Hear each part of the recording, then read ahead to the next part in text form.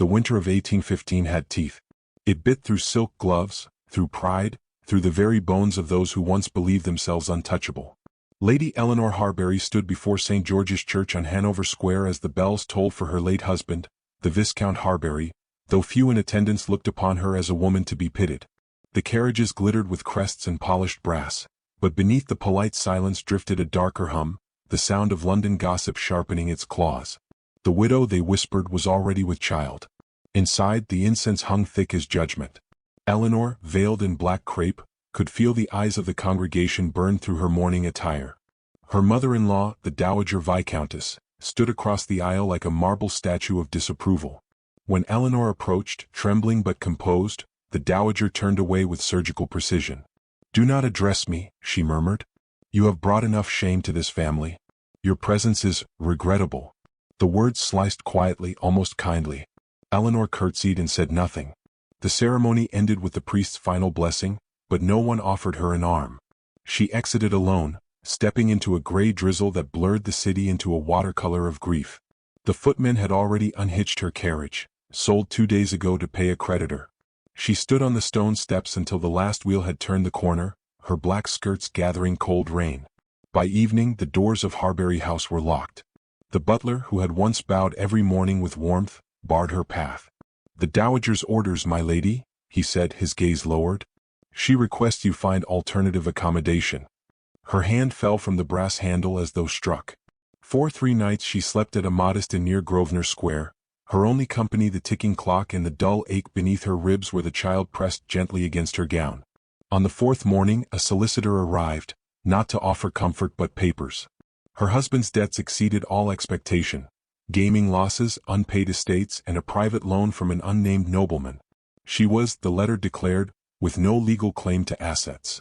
That afternoon, as she walked toward Bond Street to sell her remaining jewels, she overheard 2 matrons stepping from a milliner's carriage. "Poor creature," said one with mock pity. "Pregnant and penniless. I heard her husband's death was not an accident but exhaustion from scandal." "Indeed," replied the other, "misfortune clings to her like damp smoke."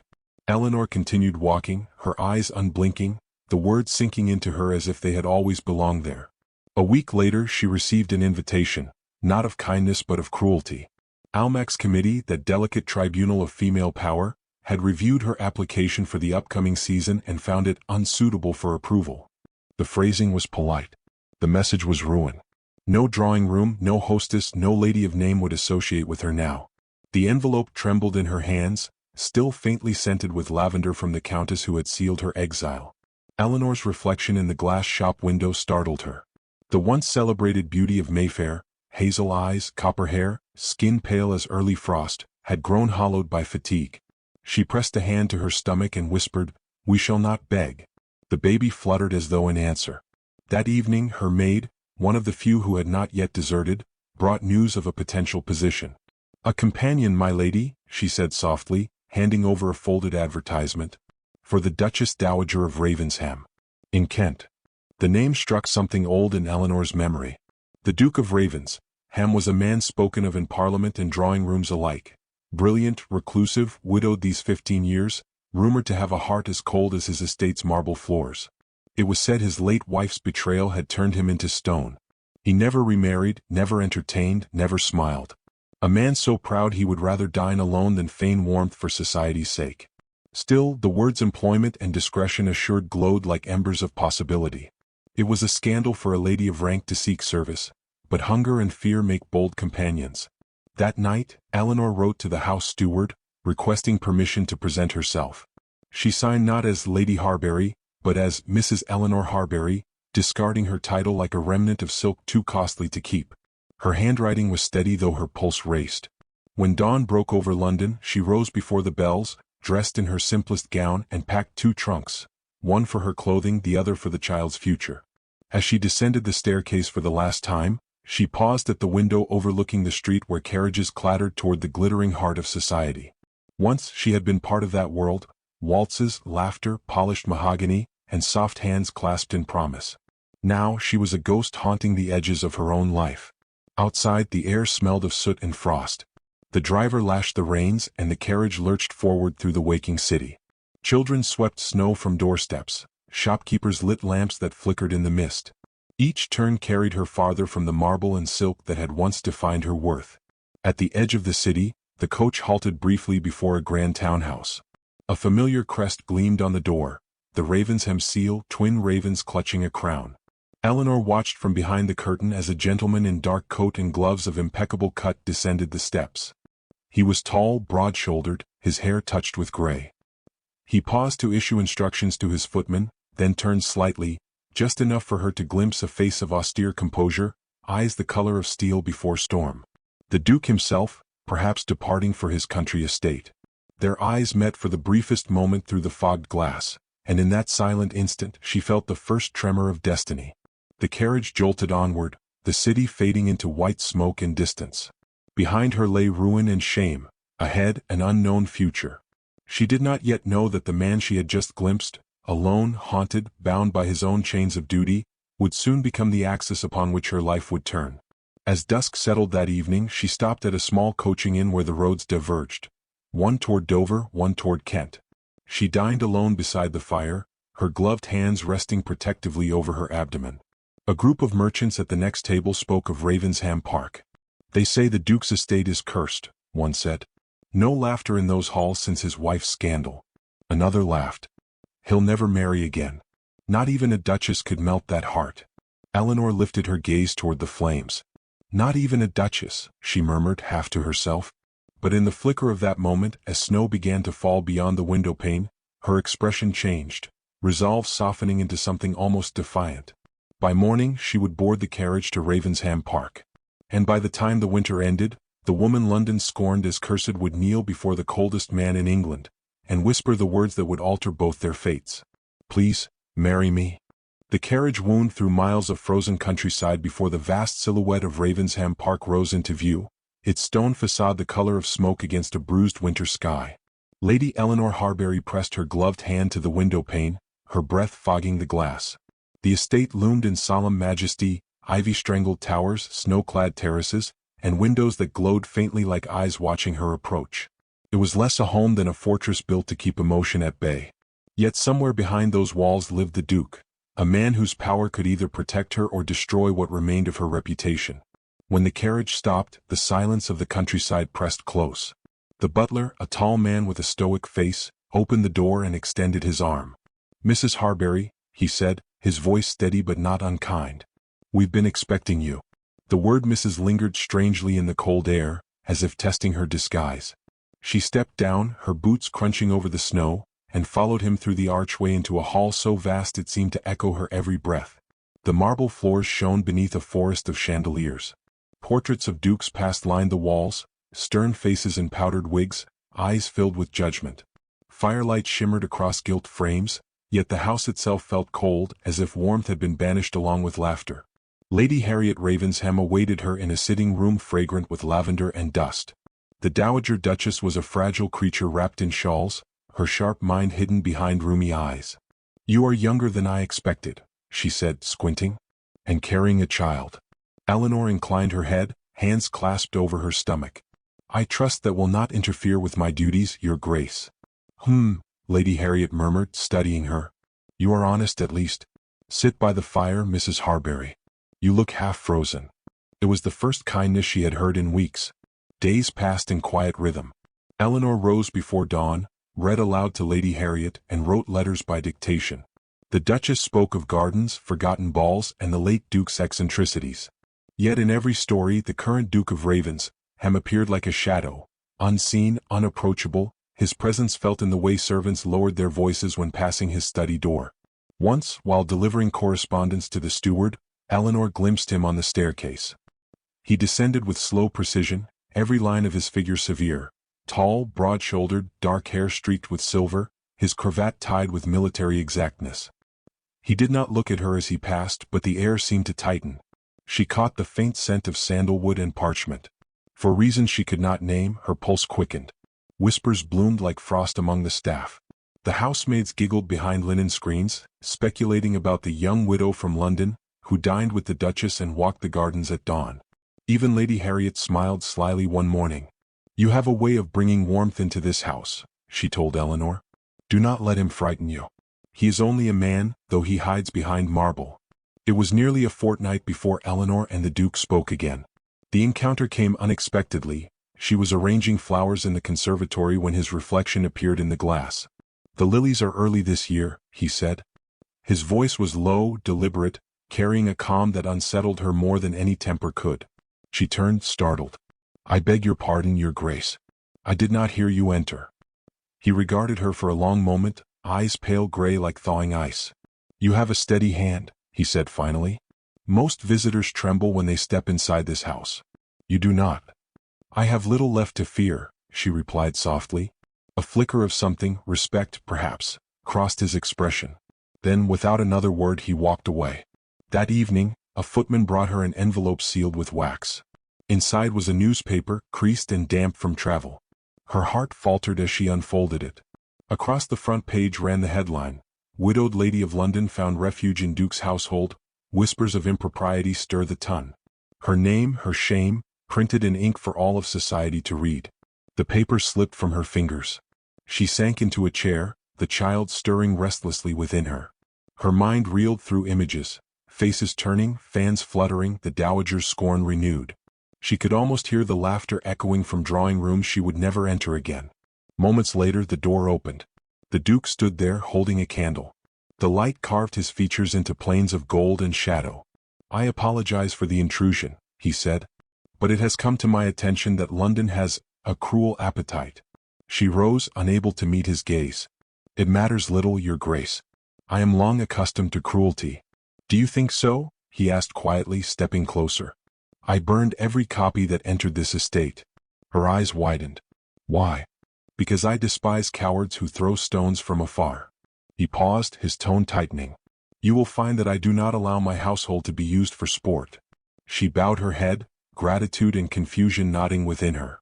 "You have my thanks, though I fear your kindness may cost you more than it saves." He studied her face as though seeing past her composure. "Perhaps I can afford it," he said. "You should rest." When he left, the silence trembled with something unspoken. She pressed a hand to her chest, her heart drumming like a trapped bird. For the first time in months, someone had defended her, publicly, decisively, without demand. Yet kindness from such a man was dangerous. It bred hope where none should live. That night she dreamed of firelight reflected in his eyes, of marble halls softening to warmth. But morning came with frost so thick it muted the world to white. As she descended to breakfast, the servants fell silent. On the table lay another newspaper, folded neatly, the headline untouched. Someone, likely the Duke himself, had placed it there as a warning. The words cut deeper than any blade. "Harbury widow ensnaring the Duke of Ravensham? London speculates." Lady Harriet lifted the paper with a trembling hand. "They are vultures, child," she whispered.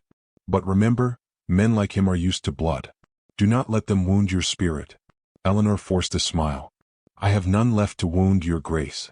Outside, snow fell in feathery silence. She spent the afternoon walking the gardens, the world muted and pale. Beneath the weight of shame, a strange defiance began to stir. Let them whisper, she thought. Let them invent their tales. She had survived ruin before, she would again. From the upper balcony, the Duke watched her, alone among the frost-laced hedges, her black cloak moving like ink through snow. His jaw tightened. There was grace in her endurance, a quiet that unsettled him more than all London's clamor. He turned away abruptly, but his reflection lingered in the window, staring after her as if trapped between duty and something dangerously close to admiration. That evening, as she returned from the garden, she found a single sheet of parchment slipped beneath her door. The handwriting was unmistakable, strong, deliberate, faintly slanted. "Do not allow the world to dictate your worth." No signature, only the Ravensham crest pressed faintly in wax. She sank onto the bed, the paper trembling in her hands. Her throat tightened. In a house ruled by silence, someone had chosen to speak. And though no one would ever admit it, she knew exactly whose words they were. Outside, the snow continued to fall, veiling the estate in white secrecy.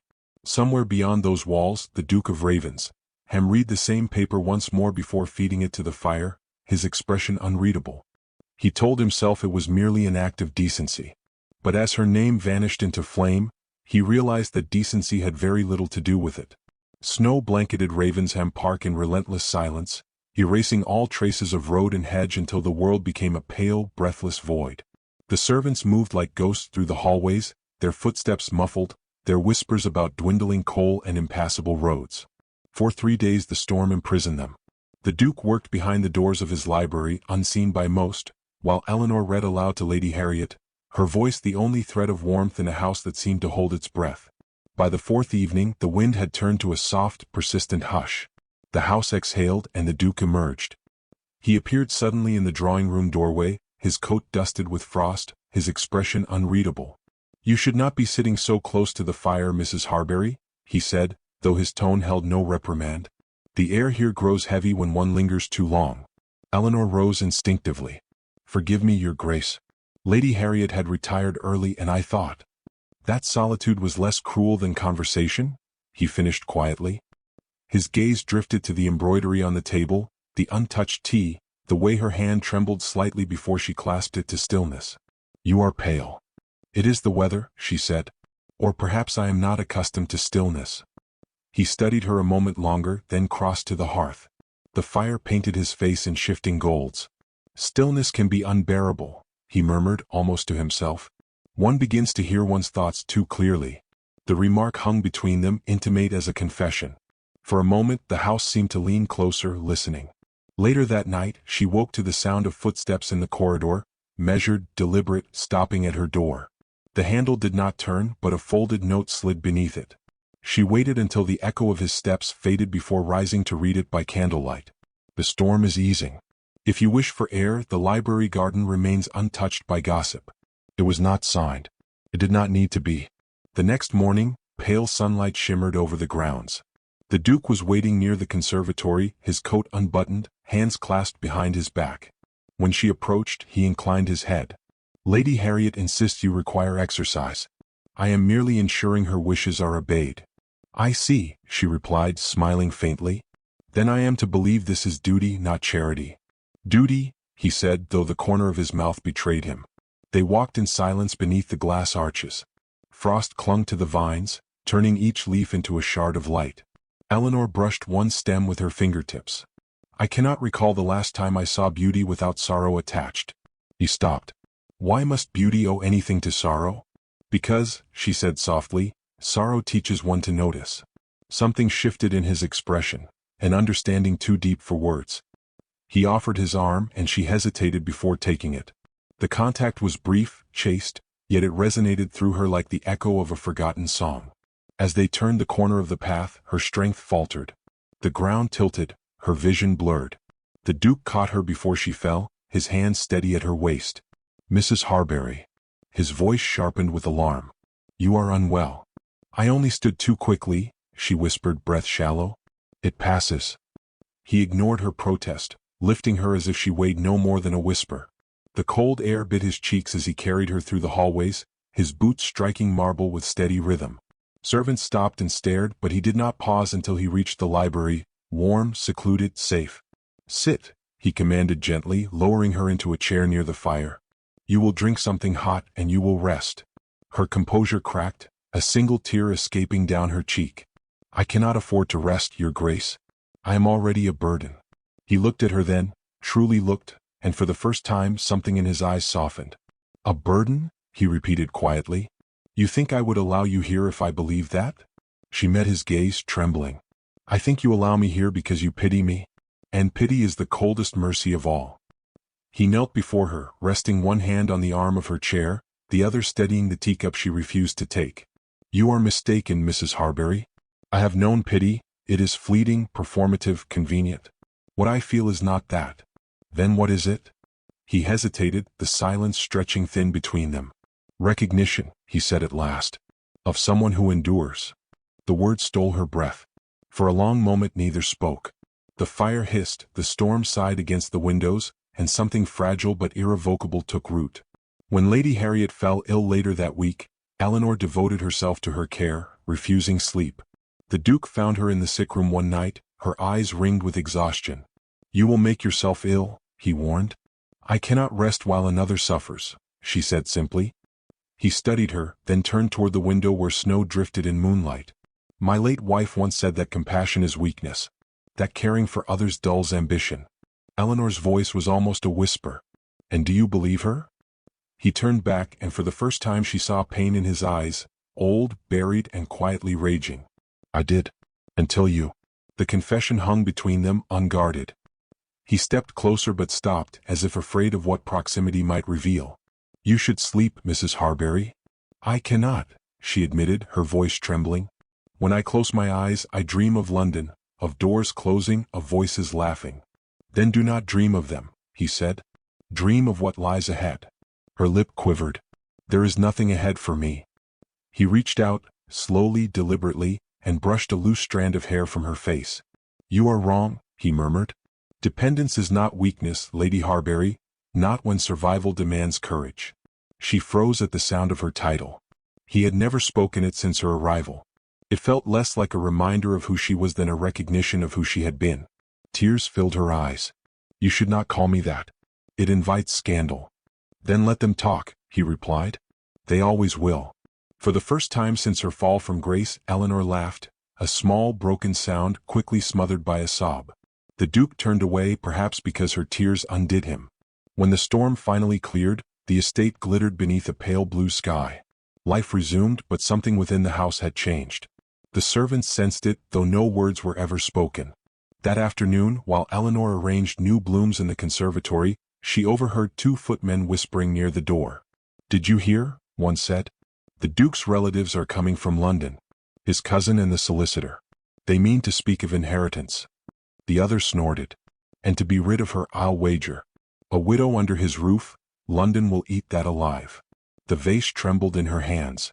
She set it down before the stems shattered. Through the glass, she saw the Duke in the distance, walking the path alone. He looked up as if he had felt her gaze and inclined his head faintly, unaware of what she had just learned. Eleanor pressed a hand to her heart, a quiet dread rising through her. The storm had passed, yes, but what was coming would not be weather. It would be war. The Duke's cousins arrived in a flurry of wheels and arrogance, their carriages carving ruts into Ravensham's snowy drive. The house, once quiet as a chapel, filled with the brittle echo of male laughter, the laughter of men who mistook cruelty for wit. Eleanor watched from the landing as they entered. Lord Clarence, sleek and fox-eyed, with a smirk that never reached his gaze, and Sir Andrew, ruddy-faced and perpetually sneering. They bowed low before the Duke, but it was the bow of men who believed their time had come. My dear Ravensham, Clarence said with mock warmth, how splendid to find you alive and surrounded by such charming company. His eyes flicked upward to where Eleanor stood before the shadows of the balustrade. London speaks much of your new guest. The Duke's reply was quiet, lethal. London speaks of everything except truth. Dinner that evening was an exercise in restraint. The cousins spoke of estates, of the Duke's obligations, of inheritance. They reminded him, politely, almost sweetly, that without an heir, the dukedom would pass to them. And naturally, Clarence added, slicing into his pheasant, the House of Lords would hardly permit such a property to remain ungoverned by proper lineage. Eleanor sat at Lady Harriet's side, her hands folded, her pulse steady only by force. She could feel the Duke's silence across the table, a silence that cut sharper than any retort. When the men retired to the drawing-room, their voices trailed like poison through the corridor. He keeps her here, you know, one murmured. The widow with child. They say it's his. Laughter followed. He always did have a taste for fallen angels. Eleanor slipped away before she could hear more. In her chamber, she pressed her hands over her stomach and whispered, I will not bring you into shame. The following morning she packed. A single trunk, a shawl, a resolve that trembled but did not break. The air was white and biting when she descended the staircase. The Duke was waiting by the door, gloved, expression unreadable. Where are you going?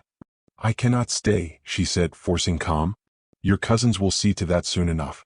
I will not be the scandal they used to rob you of your name. His gaze darkened. You think I fear them? I think you fear nothing, she replied softly, except pity. And they will say you pity me. He stepped closer, close enough that she could see the flicker of emotion behind his composure. You mistake me, Mrs. Harbury. I have never pitied you. Her voice broke despite her resolve. Then what would you call this kindness? This protection? He hesitated. The silence between them felt vast as the hall itself. I would call it necessity. She flinched. Necessity. He turned away as if the word wounded him too. Do you imagine I act from sentiment? My cousins would dismantle everything I have built. I require an heir or my title dies with me. The truth struck like ice. An heir, she repeated. So that is all. He looked at her then, not with pride but with something rawer. It began as that. It is no longer. Her breath caught, but before she could speak, Clarence's voice carried from the drawing room. My dear Ravensham, are you still indulging your guest? The Duke's jaw tightened. Wait here, he said. He strode into the other room, his coat flaring like a banner of defiance. Eleanor remained by the door, every nerve taut. She could hear Clarence's mockery, Sir Andrew's laughter, and then, the sound of glass shattering. The Duke's voice thundered above the chaos. You will not speak her name in this house again. When he returned, his knuckles were bloodied. It is done, he said simply. They will not trouble you further. But Eleanor saw what it had cost him. Society's wolves would not forget such defiance. You cannot protect me forever, she said. He stared at her, the faintest tremor in his breath. Perhaps not. But I will not let you face them alone. She turned away, tears burning her eyes. You have already done too much. I cannot repay what I owe you. Then stay, he said. That will be payment enough. For a long moment she said nothing. Outside, the wind howled against the panes. The house felt alive again, not with warmth, but with the ache of two hearts circling the same unspoken truth. That night she did not sleep. She wandered the halls, her candle trembling in her hand, until she found herself at the door of the library. It was ajar. Inside, the Duke stood by the fire, his coat discarded, his white shirt open at the throat. He looked up as she entered, and for once there was no barrier between them, no title, no pretense. Why do you never rest? She asked softly. Because every time I close my eyes, he said, I see all I have lost. And now, he stopped himself. And now. His voice was barely a whisper. I fear losing something I have not yet dared to claim. Her heart stilled. Do not say such things. Why not? His tone deepened, a quiet storm. Because I am a duke? Because you are ruined? We are both prisoners of our own names, Mrs. Harbury. She stepped closer, the fire casting shadows over her face. Do you think names are the only chains? Mine is scandal. Yours is pride. Both bind too tightly to break. He smiled faintly, sadly. Perhaps. But chains can be broken. Before she could answer, the world swayed. A wave of dizziness seized her. He caught her once more, his arms strong around her as her candle fell and guttered. You should not have come here alone, he said, his voice trembling despite himself. I could not bear the thought of leaving without. She stopped, her breath catching. Without telling you. Telling me what? She looked up, her eyes luminous in the firelight. But the words failed her. She pressed a trembling hand to his chest. I thought I came here for shelter, but I was wrong. The silence between them deepened, and in that stillness, understanding passed like lightning. His hand rose to her face, hesitating a heartbeat before brushing her tears away. Eleanor, he said softly, her name for the first time, stripped of formality, heavy with promise.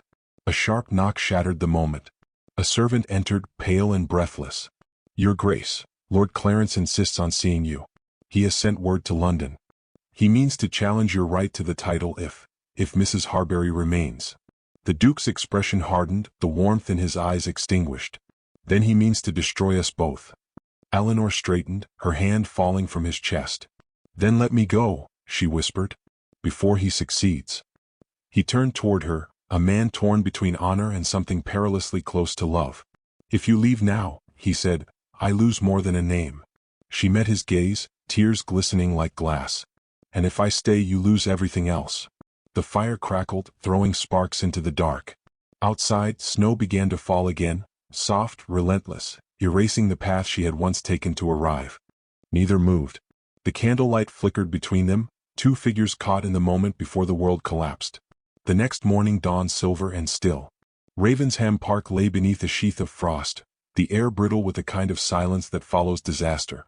The servants moved quietly, eyes downcast, for word had spread. Lord Clarence had left the estate before sunrise, bound for London, carrying with him letters and threats that would shake the Duke's standing before Parliament. Eleanor sat at her window, hands clasped around a cooling cup of tea, staring into the fog. Her choice had been made in the dark hours before dawn. She would leave before she cost him everything. The sound of boots in the corridor broke the stillness. She rose, expecting her maid, but it was the Duke himself. His face was drawn, his hair slightly disheveled from a sleepless night. "You sent for the carriage?" he said, not asking but accusing. "I cannot stay," she replied, her voice calm though her heart thrashed like a trapped bird. "Clarence will poison every ear in London. You will lose the house, the title, the land, everything that has kept your name from ruin. I will not be your undoing." He stepped forward, the fury in his stillness more terrible than shouting. "And what of you? Where will you go? You are with child, Eleanor. You cannot wander the roads with a scandal chasing your heels. I have survived worse." "I know," he said, softer now, "and that is what makes this unbearable." She looked away, her throat tightening. "You were right. I am endurance, not grace. And endurance must know when to depart." He caught her hand before she could turn. His voice lowered, roughened by something fragile. "Do you truly believe leaving will save either of us? Clarence and his kind will devour what they cannot destroy. If you go, they win both battles, my name and your dignity."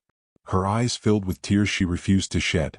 "Better I vanish quietly than force you to defend what society will never forgive." He exhaled, the breath trembling between them. "Then let them condemn me. I have lived too long beneath the mercy of men I despise." She stared at him, stunned by the nakedness in his words. For once, the Duke's pride, the armor he wore like a second skin, had cracked. "Do you even hear yourself?" she whispered. "You speak as if defiance were love." He met her gaze, and in that moment the truth between them stood unguarded. "Because it is." The room seemed to collapse into stillness. Her breath caught, the world narrowing to the sound of his voice, the way his hand still held hers as though he feared she might vanish if he let go. "Do not say that," she murmured. "Not when tomorrow you will be forced to deny it before the world." "Then let tomorrow come," he said. "I will face it knowing I did not let you walk into exile alone." Before she could answer, the door burst open. A footman stumbled in, breathless. "Your Grace, the magistrate has arrived. Lord Clarence has filed charges in London, claims that Mrs. Harbury forged her late husband's debt contracts and seeks your protection to escape arrest." Eleanor's blood drained from her face. "That is a lie." The Duke's voice turned to iron. "Of course it is." But the damage had begun. Within the hour, a constable, bribed, undoubtedly, arrived at the gates demanding to question her. The servants whispered, the cousin's venom taking form in every glance. Lady Harriet, frail but furious, summoned the strength to rise from her bed. "Do not cower, child," she rasped. "This is not your shame. It is theirs." Yet shame was a stubborn ghost.